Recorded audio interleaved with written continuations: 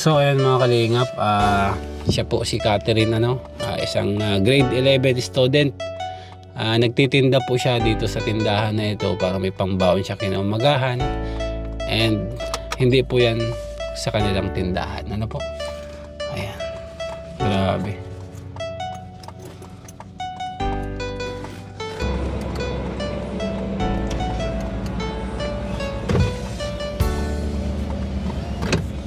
Muli po, Olives TV. Olives Aravino, Olives TV, BJ Francis. Ayan mga kalingap, kausapin po natin si Catherine. Ayan po mga kalingap, si Catherine. Hello bro, good morning. Good morning po. Kumusta ka na? Ha? Okay lang. Kumusta ang pagbabantay mo? Ano po? Kapagod po. Ha? Nakakapagod po. Nakarami ka na ng binta? Ano, halos sakto lang po. Sakto lang. Pag ganitong oras, mahina pa. Ano po? Mga 1 to 2 po. Malakas ang benta. Pag ganito po, humihina na. Paumap. 1 to 2 ang kalakasan ng binta mo. Opo. Pero pag mga ganitong oras, paisa-isa na lang, ganyan. Kumusta naman ba yung pag-aaral mo? Okay naman po. Okay naman. Anong grade mo na nga ngayon? Grade 11 po. Grade 11 na. Yung mga kapatid mo, kumusta? Ayos lang din naman po. Okay na naman.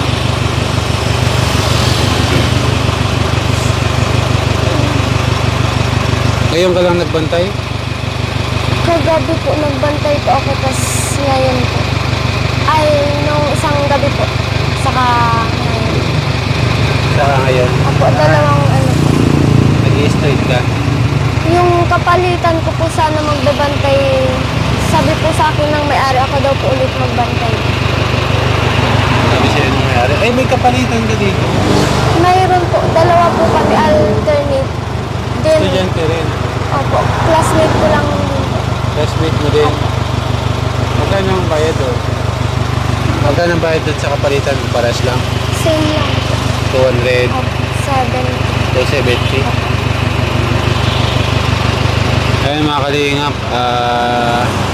siya po pala si Catherine, isang estudyante, grade 11. Nagtitinda po siya dito, nagbabantay lang po pala. Itong tindahan po na ito, hindi po ito sa kanila.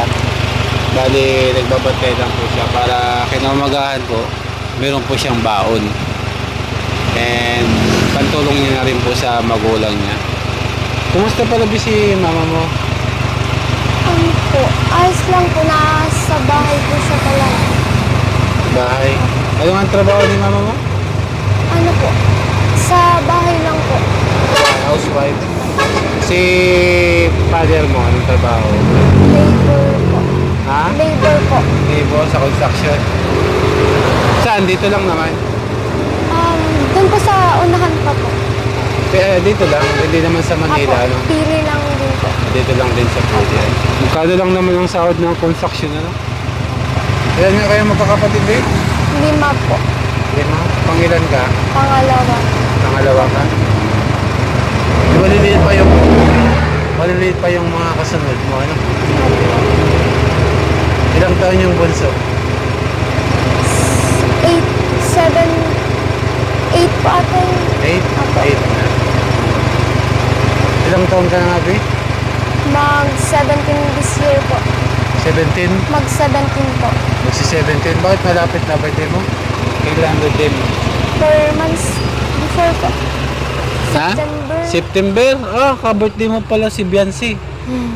Nanonood ka ng vlogs ni Kalinga Prab. Yung pinawad ko sa'yo. Opo. Yung iba. Ano yung napanood mong latest ngayon na vlogs? Ay, huli ko pong napanood yung kumanta si Kalinga Bro po. Yung kumanta? Yung live yun. Yung kila Carla.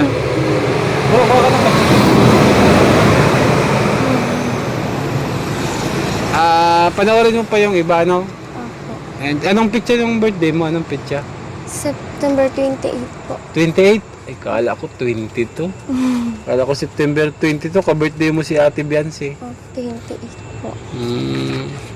Kasi meron kasing tinutulungan si Kalinga Prab, si Ate Biancy, grade 11 din yun, student. And,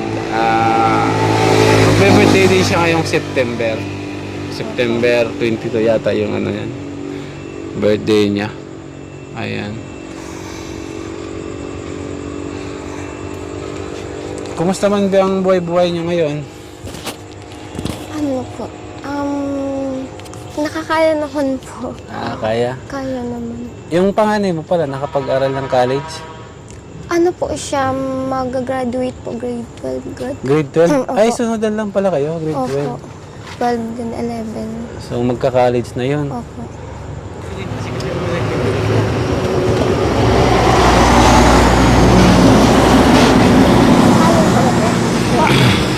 Sister Pen po, wala po. May twins naman May po buhay lang ko po. pa. Igwa po. Napakasipag na bata po, mga Kalinga pa. Sa ganyang edad, tumutulong na din po siya sa kanyang mga magulang. Kaya nagtsatsaga po siya magbantay dito. Para kinamagahan, may pambaon siya. Alternate po pala, may kapalitan din po siya ang classmate niya na nagbabantay dito para sila nagpapalitan po sila. And grabe. Malakas mo ng bintahan pala dito, Beno. Opo. Nabenta naman ng magkano, alam ba, yung magdamag, magkano naman ang umabot ng benta. Ano po, 2K po minsan pag malakas po 3K. Okay? Opo.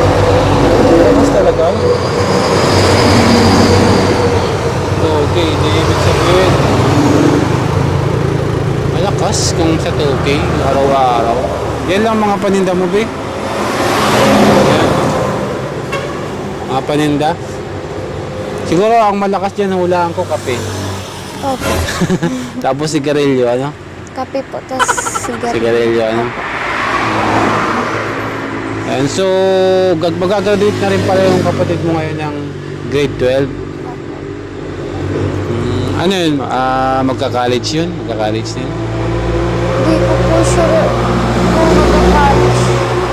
Hindi ko pa po sure. Hindi pa sure? Opo. Bakit hindi sure? Ano po, nag-work din po kasi siyang, yung sumasama po sa, pinsan po ata namin yun. Yung sumasama po pag walang ginagawa. Ganun. Working student din siya. Opo. Pag walang pasok, nagsa-sideline din. Opo. Ngayon po, walang pasok. Module po kasi. Kaya pumapasok din po siyang work. Ano ba yung lalaki, babae? Lalaki po. Lalaki naman. So, ikaw yung sumunod, ano? Kakagraduate mo ng grade 12? Ano po? Di pa po sure kasi yung sa status po ng buhay namin, di po kinakaya ng sahod ni Papa. Magkano ba kayo sa di papa mo bilang labor? Labor po sa construction yung papa niya. Magkano yung sahod? Ano po? Di naman po bababa sa 300. Pero, kasi ang alam ko, ang minimum yata dito, 350 or 380, ano? Opo. So yun. Pero araw-araw naman nakakapasok sa construction si papa mo. Opo, araw-araw po. May kontrata naman siya, kumbaga kasama siya sa Opo. hindi naman siya nababakante.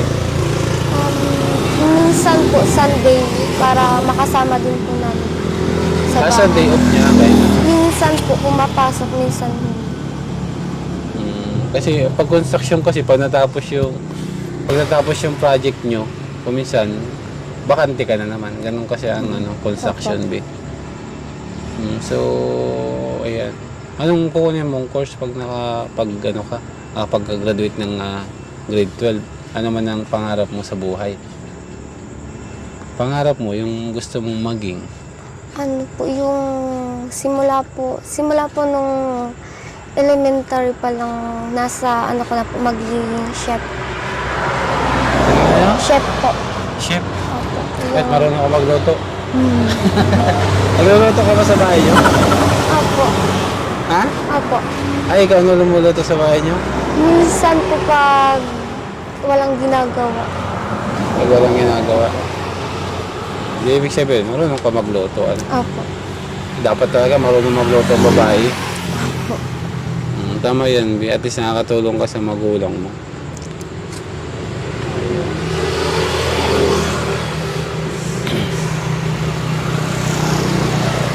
Halos lahat ng tindahan dito, yung mga karamihan, mga estudyante yung nagbabantayan.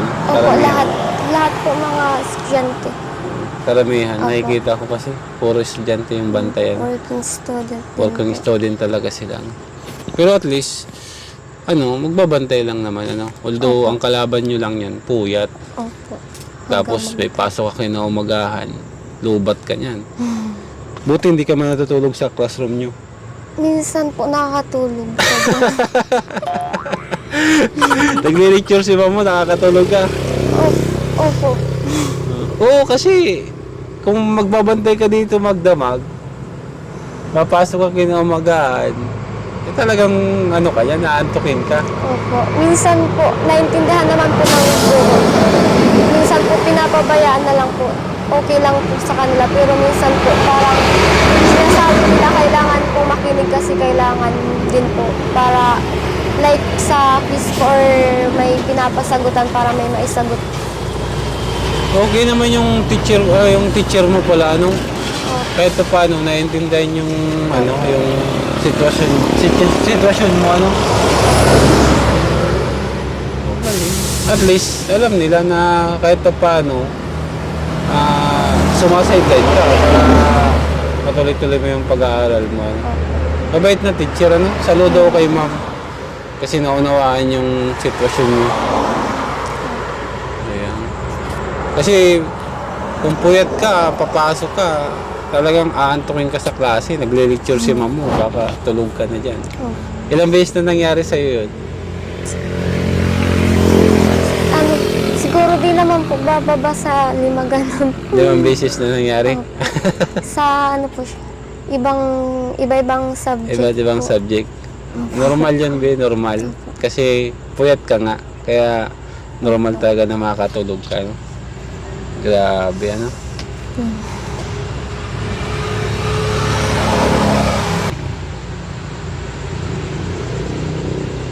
Ayan, kaya okay na po?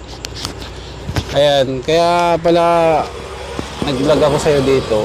Kasi nung nakaraan hindi man tayo nag-vlog, kinausap lang kita. And yun, kaya ngayon po nag-vlog ako sa kanya kasi kahit pa paano, para po matulungan siya mga kalingap, kasi bilang estudyante, napakahirap po na magtitinda ka dito magdamag, tapos papasok ka ng umagahan.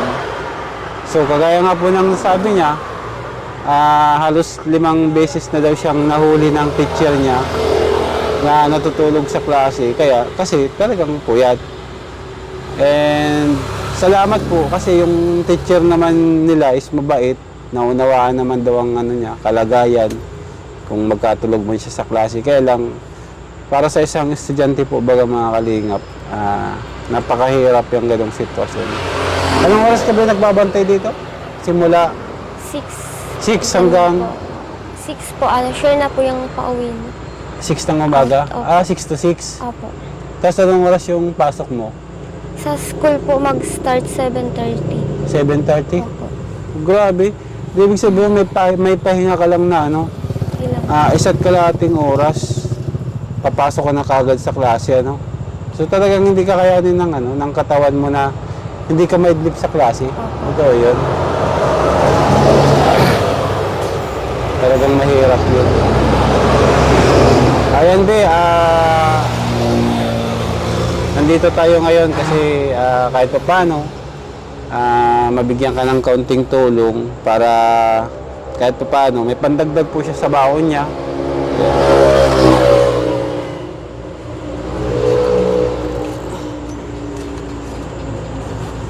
Bibigyan po natin siya mga kalingap ng 2,000. Ayan. para kahit pa paano po makatulong po sa kanyang pag-aaral. Obre, so may 270 siya per day. Yung pagbabantay niya po dito, may 270 ka, no? Opo. So kung ito ay 2,000, kahit pa paano, mga ilang araw, kung mag-a-absent siya, may pambaon ka na, di ba? Obe, 2,000. Sa'yo na yan, ha? Thank you po. Pandagdag mo yan sa ano mo, sa baon. Thank you po. Para kahit pa paano. Basta tuloy-tuloy mo lang yung pag-aaral mo. Kung hindi kaya ng college, malay mo. Kasi hindi naman natin alam. May mga tao naman na basta ano lang, be, positive ka lang. Malay mo, makamit mo yung pangarap mo. Although ganun ang trabaho po kasi ng papa niya, construction worker, labor. So, talagang napakaliit po ng ano, napakaliit lang ng sahod. Tapos 5 pa silang magkakapatid na binubuhay. Wala pang asawa yung ano, no? Panganay, no? Kasi estudyante rin. Napakahirap po sa 5 magkakapatid na ang trabaho ng magulang is construction. Kaya pong pakainin. Pero kung i-continuous po yung pag-aaral na ano, hanggang college, sa tingin ko po, napakahirap yun para sa kanila. No? Although may mga scholar naman, may mga scholarship program naman, pero magagastos ka pa rin talaga. Pero basta ba ano, tuloy-tuloy ka lang muna sa pag-aaral. May boyfriend ka na? Wala. Wala. Huwag ka muna mag-boyfriend. Para at least wala mo nang istorbo sa pag-aaral mo, ha? Tuloy-tuloy yung pag-aaral mo. And yun lang, be. Tuloy-tuloy ka lang sa pag-aaral and positive ka lang sa buhay, ha? And ayun, pag napanood dito ng iba nating mga kababayan, yung mga OFW natin, hindi natin alam, baka may magpabot sa'yo ng tulong para sa tuloy-tuloy mong pag-aaral, ha? Ayan, hindi na rin kayo magtagal kasi magbubiyahe pa kami, ha?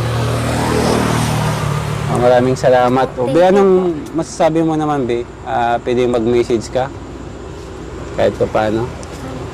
Maraming salamat po sa malaking tulong na po ito para sa pamilya namin at ang ano po, ibibigay ko po sa magulang ko para magastos din po sa mga panggastos sa bahay. Maraming salamat po. Ayan, grabe, ano? Obe. Sige, Be, ha? Ingat-ingat ka din dito, ha? And marami naman pong ano, dito, may gasolinahan naman. So, medyo safe naman. Kasi may mga kapitbahay na rin po siyang mga nagtitinda dyan. Kaya hindi man po masyadong delikado dito sa highway. Ano? Ayan, highway po ito. Ayan, highway po talaga. So, ayan, Be, pupunta na kami, ha? Maraming salamat and good luck and mag-iingat ka, ha? Ingat din. God bless. So, ayan mga kalingap, alis na po tayo kasi, ayan, at magbabiyahe pa po tayo ng 2 oras. Ayan. Yun po. Sana matulungan natin po si Catherine po. Ano? Catherine po yung pangalan niya. Ayan. Thank you so much po. Lagi po natin supportahan si Kuya Bal, si Ate Edna, and Kalingap Rob. At para po sa tuloy-tuloy na paglingap. And syempre, isama nyo na rin po ako sa panonood ng iyong mga vlogs. Ano? Ayan. Mabuhay po and maraming salamat din po sa lahat ng ating viewers, subscribers at followers at sa mga tumutulong po sa ating channel. Maraming salamat po sa inyong lahat.